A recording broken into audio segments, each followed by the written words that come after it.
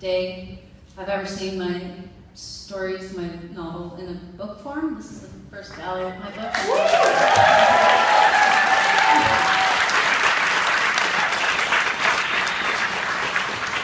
And I'm glad my editor gave me this too, because I wouldn't have had anything to read from. I would have had to read on the phone, I guess.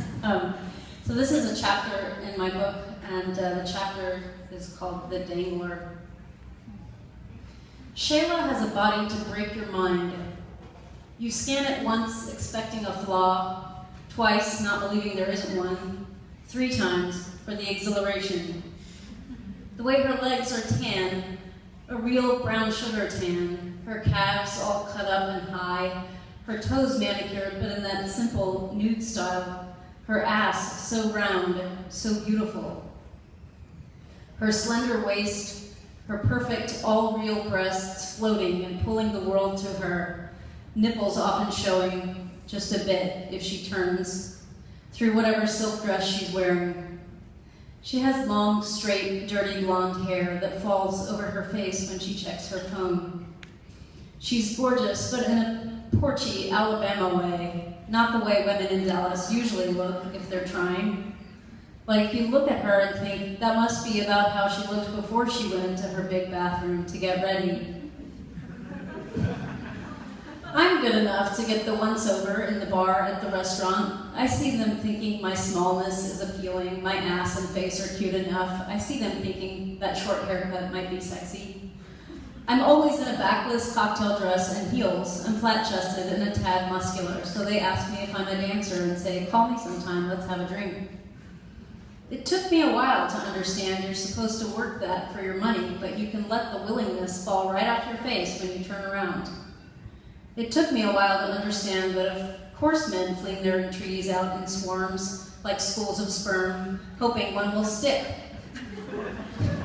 They're expecting to be turned down, so you shouldn't feel any obligation. I've seen every woman in Dallas bring her best into the bar, but Shayla's the one who stops time and mouths. She's easy like a man, too, which makes them insane. God, she's dirty, they slobber. They're all after her, and she gives them all their turns, letting them outspend each other. Ahmed owns a pizza company that runs catchy, snarky ads. He's a Pakistani New Yorker who knows Danny from Yonkers. He left his wife and 4 kids for Shayla, but now he sits at the corner of the bar, all sad and blurred, staring into the middle whiskey distance. Thank you.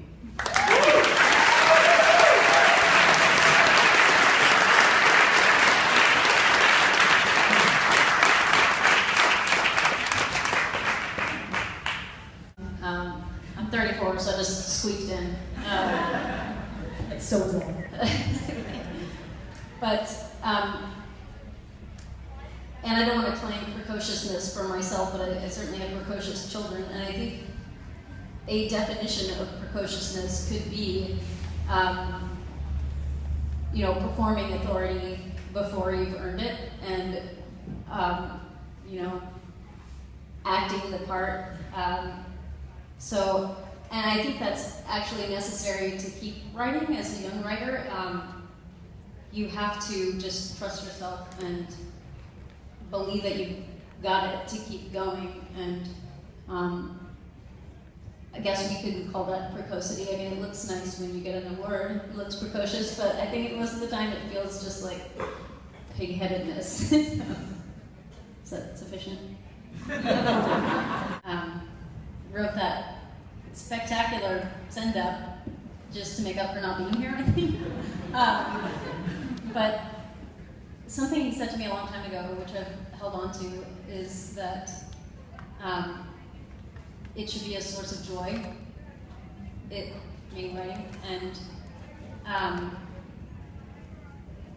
I feel like that's my kind of bedrock where I want to be with my writing, and if I don't enjoy doing it, I don't care to do it. So I feel like being published maybe lets me write more, but it, like, I was saying, it doesn't affect why I'm writing in the first place. So I'm freer in the financial sense, and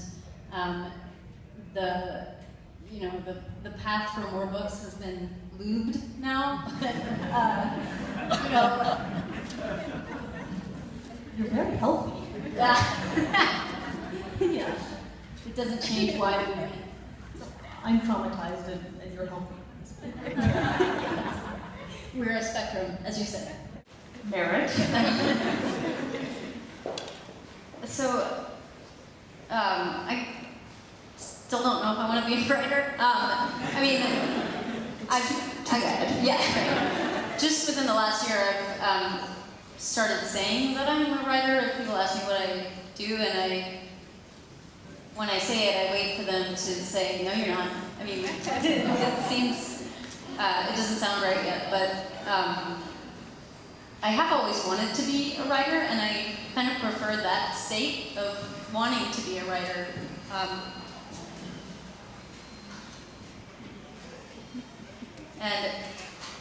But when I was a child, I did say to my brother one time, he's 3 years younger, and I must have been about 10, I said, I wanted to be a writer when I grew up. And my brother grew up to play professional baseball for the New York Yankees.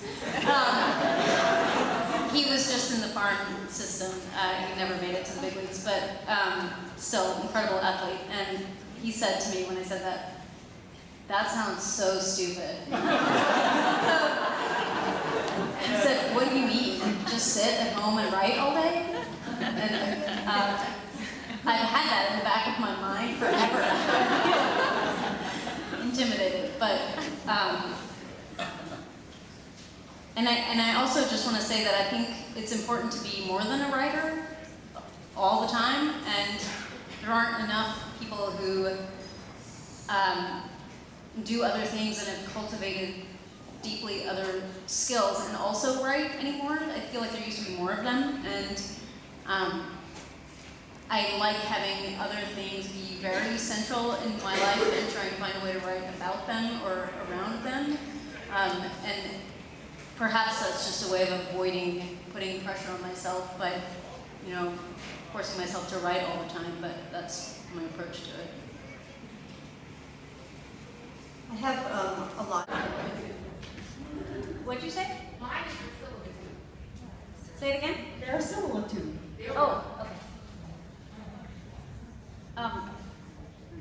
I had a bit of a crazy period in my early 20s, I mean crazier than my early 30s, and I went through this phase where I started writing on the walls of my house, and I had 2 children who were born 15 months apart, and so you can sort of understand my insanity. And the words that I was writing, though, I have always had this fascination with isograms, which are words that don't repeat any letters, and I have this really compulsive thinking about them all the time. And they were only impressive to me if they were 9 letters or more, and they couldn't be 9 letters by having an S at the end. They had to be 9 letters without a pluralization. So like Hemingway or pachyderm or Democrat, and it so happens that one of the longest ones is uncopyrightable. Yeah, which I always thought that was really poetic, and then I married a copyright lawyer.